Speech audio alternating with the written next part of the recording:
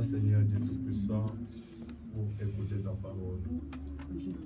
J'espère que c'est toi qui as dit dans ta parole, les miennes seront enseignées par moi-même.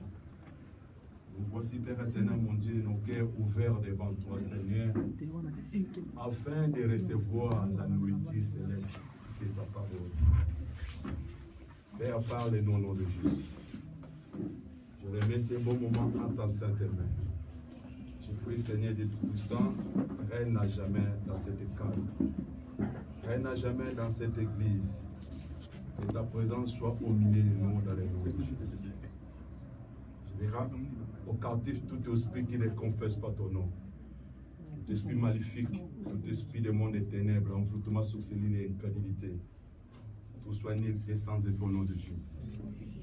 Demande que l'onction divine descende dans ces lieux, que l'huile fraîche coule, Père éternel, mon Dieu, dans la vie de ton peuple, dans le nom de Jésus. Ouvre-nous, Père éternel, mon Dieu, par ton sang. Dans le nom de Jésus, que nous avons ainsi prié. Amen. Amen. Alléluia. Amen.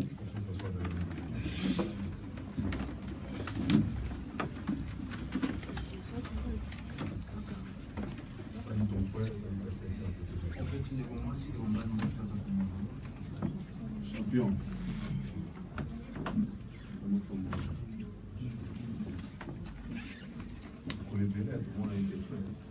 Papa Didier, mon frère n'a pas retourné. À tout le monde a été Nicolas. Gloria. Je vous salue tous au nom de Jésus. Nous allons maintenant parler pour nos Bibles. Nous allons écouter la parole. Alléluia. Aujourd'hui, par la grâce de Dieu, je vais toucher un message que j'ai déjà prêché ici. Amen. Hein? Amen. Alléluia. Amen. Vous savez, la parole de Dieu n'est pas le passé, c'est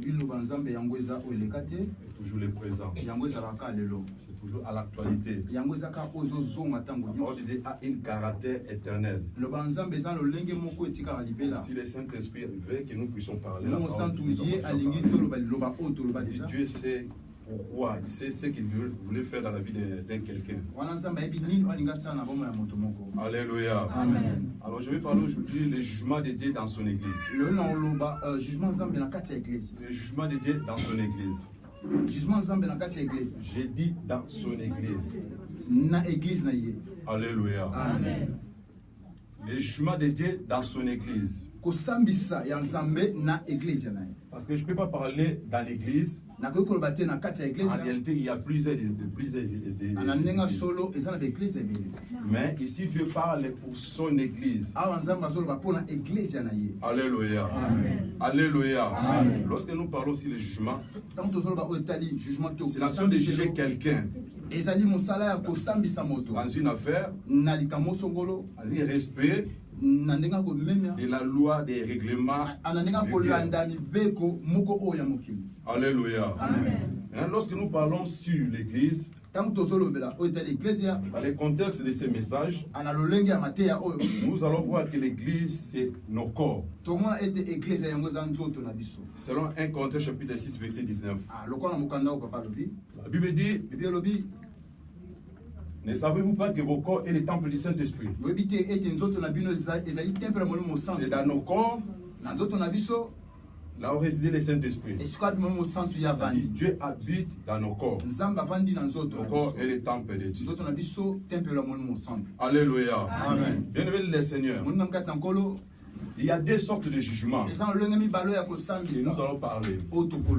Parce que, bien aimé le Seigneur, aujourd'hui nous voyons les gens sont abonnés seulement des 10 jugements derniers. Les gens attendent seulement le jugement dernier. C'est la parole de Dieu. Ça existe le jugement. C'est la réalité de la parole. Nous allons arriver jusqu'à ce temps-là. Il y aura des temps de jugement. La parole de Dieu est déjà parlée. Les gens vont être jugés. Non selon le monde, non selon les tribunaux de ce monde, mais selon Dieu lui-même. Alléluia. Mais quand on parlait sur les jugements derniers, on ne peut pas parler sur les derniers sans toutefois parler sur le présent. Parce que les derniers ne peuvent pas résister sans que le premier. Alléluia. Donc, c'est-à-dire qu'il y a le premier, après nous voyons le dernier. La Bible nous parlait sur le jugement dernier dans le livre de l'Apocalypse chapitre 20, versets 11 à 15. Alléluia. Amen. Est-ce qu'il y a un lecteur dans l'église? Apocalypse chapitre 20, des versets 11 à 15. Apocalypse.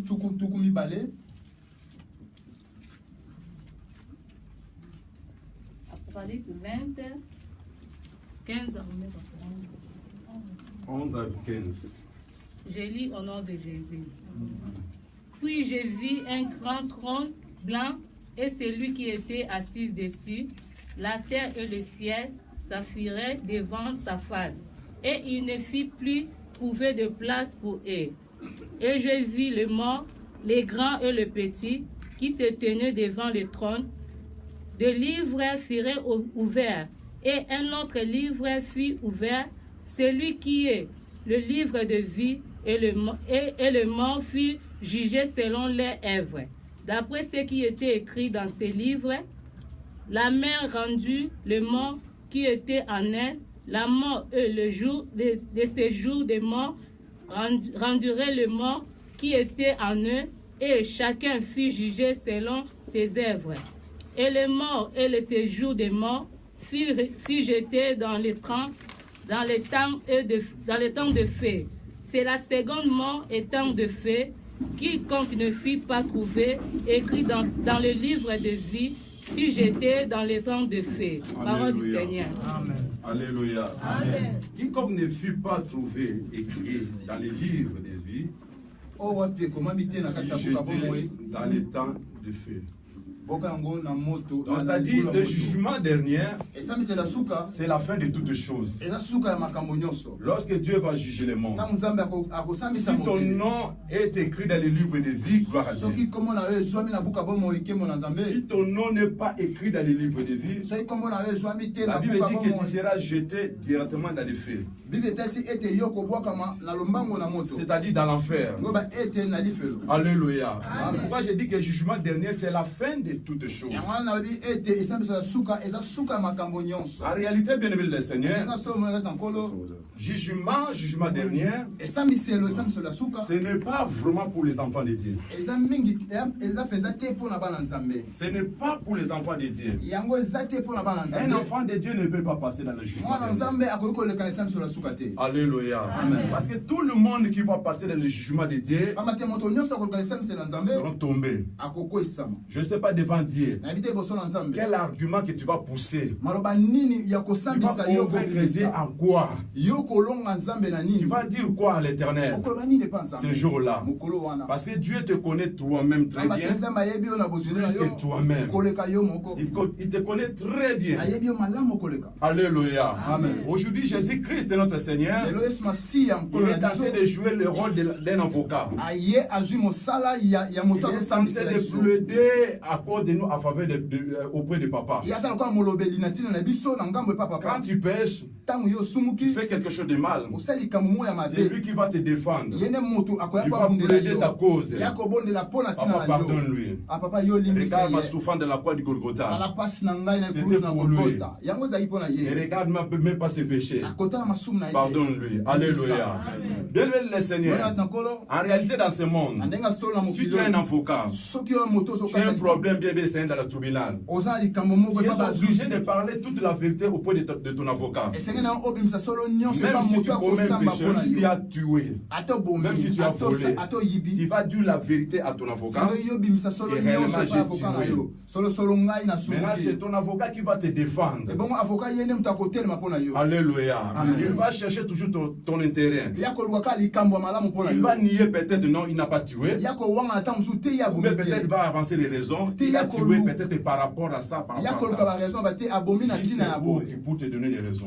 C'est ça le rôle que Jésus-Christ joue aujourd'hui. Quand nous péchons, quand nous faisons quelque chose de mal, le rôle que